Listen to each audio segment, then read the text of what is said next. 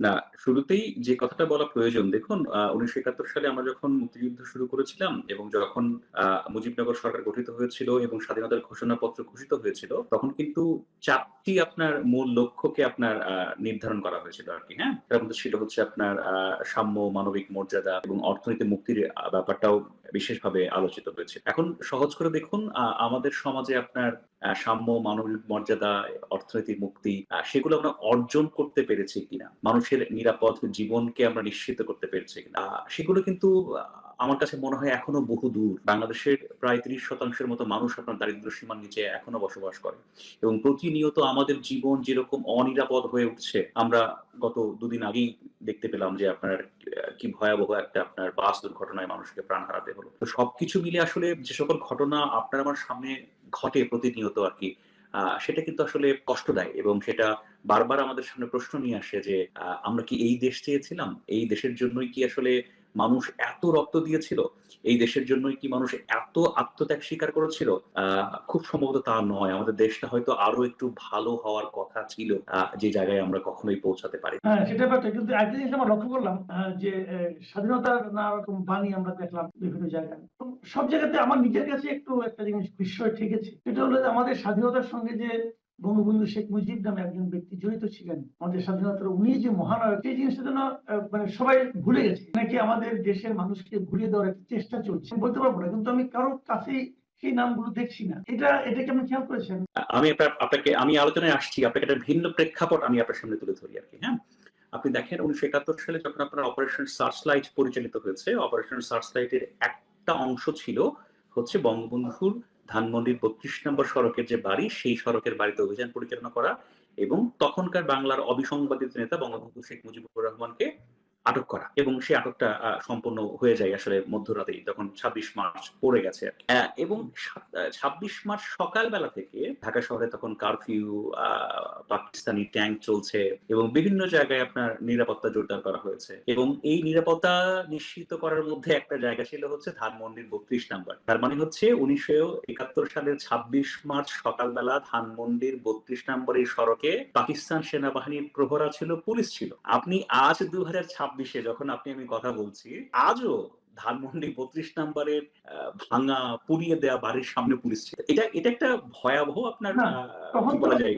তখন তো একটা বাড়ি ছিল এবং বাড়ির ভিতরে একজন নেতা ছিলেন, যাকে কেন্দ্র করে বাংলাদেশের মানুষ স্বাধীনতার স্বপ্ন দেখে। তখন তাদের জন্য এটা একটা হুমকি ছিল। কিন্তু এখন এটা কার জন্য হুমকি? এখন সেই ব্যক্তি নেই, তার লাশটা পর্যন্ত ওখানে নেই। তার একটা বাড়ি ছিল, বাড়িটাকেও ভেঙে দেওয়া হয়েছে। তারপরেও ওখানে এখন কাকে ভয় করে পুলিশ রাখা হচ্ছে? এখন এই প্রশ্নের জবাব তো আমার কাছে নেই। হ্যাঁ? শুধুমাত্র এই সিচুয়েশন এর কারণে এই বিষয়টা লক্ষ্য করার পরে আমার ভেতরে আক্ষেপ আছে, কষ্ট আছে, যন্ত্রণা আছে। আমি আপনাকে একটা ছোট্ট উদাহরণ বলি, হ্যাঁ? দেখেন, আমি আমি সাংবাদিক ছিলাম। আপনি জানেন আমি সাংবাদিকতা করেছি দীর্ঘদিন, হ্যাঁ? আমি যখন সাংবাদিকতা করতাম তখন আওয়ামী লীগ আমল ক্ষমতায়, আওয়ামী লীগের মন্ত্রীরা অনেক প্রতাপশালী, তারা দায়িত্বশীল ভূমিকা পালন করছেন। তারা অনেক ক্ষমতাবান। আমি বুয়েটে একটা অনুষ্ঠানে গিয়েছিলাম। সেই অনুষ্ঠানে আমার আজও মনে আছে। সেই অনুষ্ঠানে জুনায়েদ আহমেদ পলক, যে ভদ্রলোক আপনার সম্ভবত আইসিটি প্রতিমন্ত্রী ছিলেন এবং তিনি তরুণ একজন সংসদ সদস্য হিসেবে খুবই প্রতাপশালী ছিল। তো সেই অনুষ্ঠানে সেই ভদ্রলোক ছিলেন হচ্ছে আপনার প্রধান অতিথি। এটা ছিল ফেব্রুয়ারি মাসের একটা অনুষ্ঠান। কোন বছর আমার ঠিক তখন মনে নেই। তখন সেই অনুষ্ঠানে যখন ভাষা আন্দোলনে তিনি আলোচনা করছিলেন, ভাষা আন্দোলনে আলোচনা করতে গিয়ে তিনি বলে ফেলেছিলেন যে বঙ্গবন্ধু শেখ মুজিবুর রহমানের নেতৃত্বে ভাষা আন্দোলন হয়েছে। যেটা আসলে মিথ্যা কথা। আওয়ামী লীগ সরকারের আমলে যেমন বঙ্গবন্ধু শেখ মুজিবুর রহমানকে ভীষণভাবে আপনার দেবতার আসনে বসানো হয়েছে। তার উপরে অতিরিক্ত আপনার বিভিন্ন বিষয়ের গৌরব আরোপ করা হয়েছে এবং বঙ্গবন্ধুকে আসলে একটা দেবতা বানানোর বা একটা কাল্ট ফিগার বানানোর চেষ্টা আওয়ামী লীগ করেছে সবসময়। আর বিপরীতে আওয়ামী লীগ কি করেছে?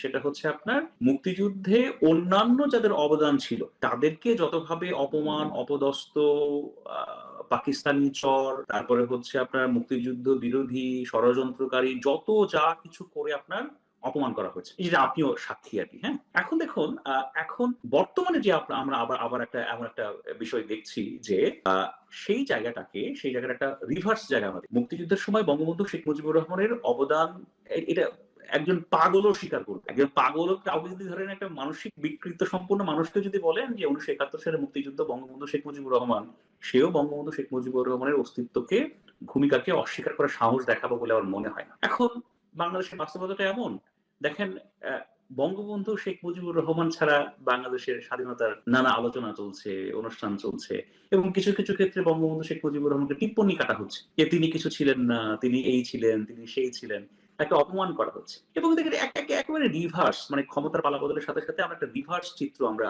আমরা নানাভাবে দেখি আর কি। হ্যাঁ, যেটা আসলে ভীষণ পরিতাপের। আমার কাছে যেটা মনে হয় সেটা হচ্ছে আপনার এই দেশটা তো একটা দীর্ঘ আপনার আন্দোলন সংগ্রামের মাধ্যমে দীর্ঘদিন ধরে মানুষের ত্যাগ তিতিক্ষার মাধ্যমে দেশটা আপনার অর্জিত হয়েছে। সেখানে বিভিন্ন শ্রেণী পেশার মানুষের অবদান আছে।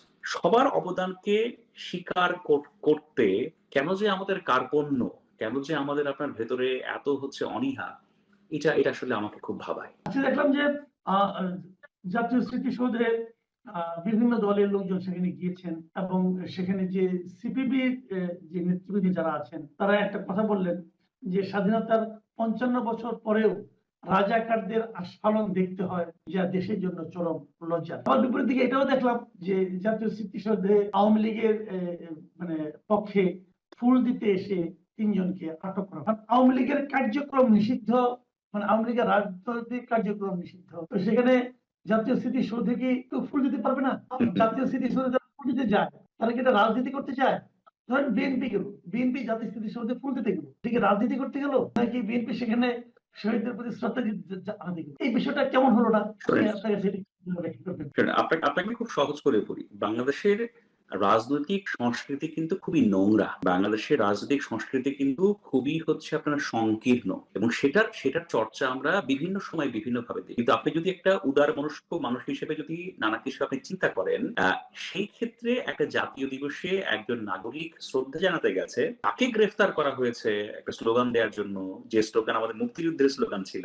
এটা তো ধরেন সামান্য সভ্য দেশের কোনো মানুষ শুনলেও তার হার্ট অ্যাটাক করবে, বলে অসম্ভব ঘটনা।